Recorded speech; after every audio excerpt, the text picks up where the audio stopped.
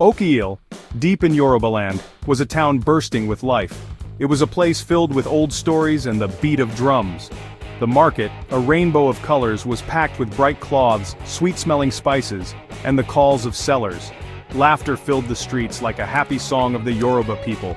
The women, wearing beautiful beads that shone like sunlight on water, walked with quiet strength. Their laughter, like bells ringing, made everyone happy.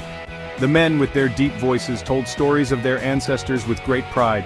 Òkè-Ilé was more than just a town, it showed the strong Yoruba spirit. It was a place where the past and present met, where old ways lived on in the laughter of children and the wisdom of elders. In this lively town lived a young boy named Adéwálé. His bright eyes were full of curiosity, taking in everything around him. Adéwálé was full of energy, always wanting to explore Òkè-Ilé and discover its secrets. He loved the busy market, holding his grandfather's hand tightly. The sights, sounds, and smells amazed him. He would watch the artists, their skilled hands turning beads and wood into beautiful things. But Adéwálé truly loved the stories of his ancestors. He would sit with his grandfather for hours, listening to tales of brave warriors, wise kings, and powerful gods. Each story was a trip into Yoruba history, and Adéwálé loved learning all about it. Adéwálé's favorite story was about Odùduwà, the first ancestor, the father of the Yoruba people. The legend said Odùduwà came down from the sky with a bag of special earth and a rooster. He landed in Ile-Ife and scattered the earth, making the land where the Yoruba people would live. The rooster scattered the earth with its feet, making the land spread far and wide. That's how, the story said, the Yoruba kingdom began. The story of Odùduwà was more than a legend to Adéwálé, it made him very proud. It told him his people came from greatness, from a family that reached all the way to the sky. It made him feel like he belonged, connected to something much bigger than himself. One hot afternoon playing hide-and-seek, Adéwálé found something amazing.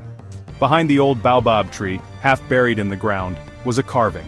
It was a wooden carving of a man, his face worn but proud, wearing a crown. Adéwálé brushed off the dirt, his heart beating fast. The carving was very, very old. He could feel it in the smooth, cool wood, in the details that showed ancient skill. He knew he had found something special. He called his friends, and they stopped laughing when they saw the look on his face. They too could feel the history coming from the carving. It was as if the spirits of their ancestors had led Adéwálé to this hidden treasure. News of the carving spread through Òkè-Ilé quickly. The wise elders gathered around it, their eyes full of wonder. They touched the old wood gently and respectfully. "This," the oldest elder finally said, "is Odùduwà, the father of us all." Everyone gasped. The stories, the legends they'd heard as children were real. The elders talked about how important the carving was, their voices full of excitement. They said it was a connection to their past, a symbol of their shared history. Finding the carving, they said, was a sign that Odùduwà was still watching over them. A feeling of excitement and pride filled Òkè-Ilé. Finding the carving was a reason to celebrate. The drums began to beat, calling everyone together. The market became a place of dancing, singing, and eating. The air filled with the delicious smells of jollof rice, suya, and puff-puff. The women, their faces bright with joy, danced gracefully. A big bonfire burned in the town square. People told stories, sang songs, and laughed. It was a celebration of unity, of heritage, of being Yoruba. In the middle of the celebration stood Adéwálé, the boy who had found this piece of history. The elders put their hands on his shoulder, giving him a silent blessing. From that day on, Adéwálé wasn't just the curious boy who loved stories. He became Adéwálé, child of history. This title made him proud, and he felt the responsibility. He knew his life was now connected to Odùduwà, to keeping his people's history alive. And he promised to honor that, to share his people's stories with the world.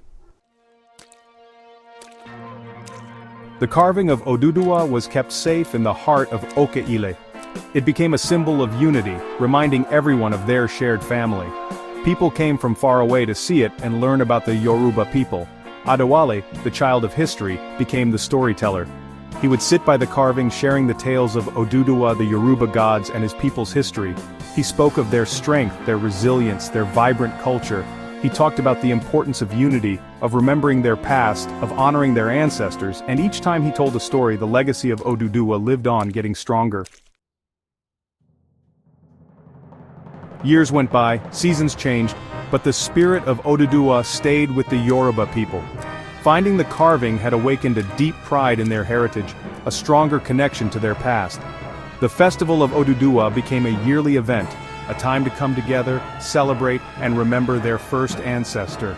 And the spirit of Adéwálé, the child of history, lived on too. His story became a sign of hope, a reminder that even the youngest person can do great things. It showed the power of curiosity, the importance of history, and the strong spirit of the Yoruba people, a spirit that would live on for many years to come.